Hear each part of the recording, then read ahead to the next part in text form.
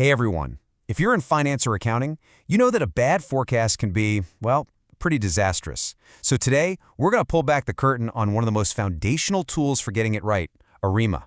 Let's dive in. So you might be wondering, why bother with a model that sounds this complicated?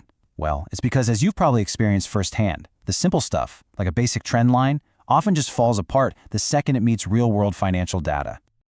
I mean, you've been here before, right? You draw that nice, clean trend line in Excel, you project it forward, and you think, okay, this looks good. And then reality hits. The actual numbers bounce up, they dip down, and your beautiful forecast is left looking, a little out of touch. So what's really going on here? And this right here really paints the picture. On the left, you've got that neat, predictable trend line we all want to believe in. But on the right, that's what's actually happening. Real financial data is messy. It has seasons, it has cycles, it has all sorts of random noise that a simple straight line is just completely blind to. And here is the absolute key to understanding why those simple models fail. Time series data has memory. What happens today is directly connected to what happened yesterday or last month or even this time last year. Once you start to grasp that dependency, that's when you unlock the secret to a much, much better forecast.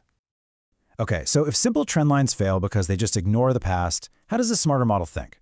Well, it really just boils down to two incredibly simple ideas that power this whole thing: memory and shocks. That's it. Seriously. Before we get into any of the intimidating math or jargon, this is the core concept you need to get. The number we're trying to predict today is basically just a mix of its own past performance, that's its memory, and a reaction to recent unexpected events, which we're going to call shocks. So, with that foundation in place, we are ready to finally crack the code on that acronym ARIMA. Each one of these letters represents a core building block that lets us model that memory and those shocks in a really smart way. First up, we've got AR, which stands for Autoregressive. This is our memory piece. It's built on the very simple idea that, say, revenue this month is probably going to be pretty similar to revenue last month. The P in our final model is just going to tell us how many months or periods we need to look back at to get a good signal. Next is MA for moving average. Now this is our shocks component. This part of the model is all about the idea that our forecasts can get thrown off by surprises, unexpected things like a one-off special promotion, a single massive customer purchase, or maybe a sudden interest rate change. This helps us account for the ripple effects of those kinds of surprises. Okay, so we have a way to model memory and a way to model shocks. Sounds great, right? But there's a catch. These AR and MA models, they only work on data that's basically stable, or what we call stationary, meaning it's not constantly trending up or down. And as we all know, most financial data, like revenue, definitely trends upwards over time. And this is where the magic I for integrated comes in. It sounds really technical, but honestly, it's just a simple subtraction.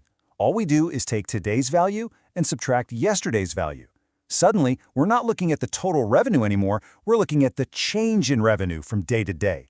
That one simple trick strips out the trend and makes the data stable enough for our AR and MA models to work their magic. And boom, when you put it all together, you get the whole shebang, ARIMA PDQ. P tells us how much memory to use, D tells us how much differencing we need to do to make it stable, and Q tells us how to account for the shocks. Each letter has a specific job, and together they give us an incredibly powerful forecasting tool. All right, so the theory is great, but how does this actually work in practice? Well, the good news is that building an ARIMA forecast isn't some kind of dark art. It's a structured, repeatable process. Yeah, the process for building one of these models is very methodical. You always start by just looking at your data. Then you test it to make sure it's stationary, and if it's not, you difference it. Now this next part, choosing the right P and Q values, that's where the real skill comes in. Once you've figured that out, you fit the model, and then you can finally generate your forecast. It's a very clear step-by-step procedure. Okay, now for what is arguably the most important part of this whole thing. Look, knowing how to use a tool is one thing, but a great analyst knows when to use it. And just as importantly, when not to. And ARIMA has some very specific strengths and weaknesses. So, here's the crucial thing you have to remember. At its core, ARIMA assumes that the future of a series can be predicted almost entirely by looking at its own past values and its own past shocks. It does not, by itself, look at any external factors. And that means ARIMA is absolutely the wrong tool for things that are driven by external news and events. Think about stock prices, right? They react to earnings reports, news headlines, and global events, not just what the price was yesterday. The same goes for foreign exchange rates, commodity prices, or trying to predict customer behavior during a massive economic shock. So where does it shine? Oh, it's perfect for series that have strong, predictable internal patterns in memory.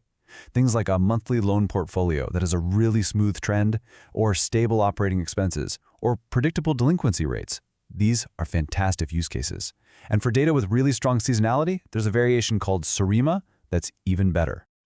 So let's be real. In an age of fancy machine learning and AI, is a classic model like ARIMA even still relevant? And the answer is absolutely. But its role has definitely evolved. It's not the silver bullet anymore, but it's a critical part of any modern forecasting stack. So in a modern system, think of it like this. ARIMA is fantastic at providing the baseline trend. That's the macro backbone of your forecast. Then you can layer a machine learning model, like an XGBoost, on top to capture more complex, subtle patterns. And finally, you always overlay your own irreplaceable human judgment for context and strategy. They all work together as a team. And for all the accountants out there who are used to building forecasts from the bottom up, at the customer or product level, this is the key takeaway for you. ARIMA is not a replacement for that detailed work. It's a complement. The statistical model gives you that big picture top-down trend, and your detailed work provides the crucial micro story. The best, most accurate forecasting systems use both. So what's the big takeaway from all this? ARIMA is an incredibly powerful tool, but it's not a magic 8-ball. The real art and science of forecasting today lies in figuring out how to combine these elegant mathematical models with our own expert human intuition. And that right there is both the challenge and the huge opportunity for all of us.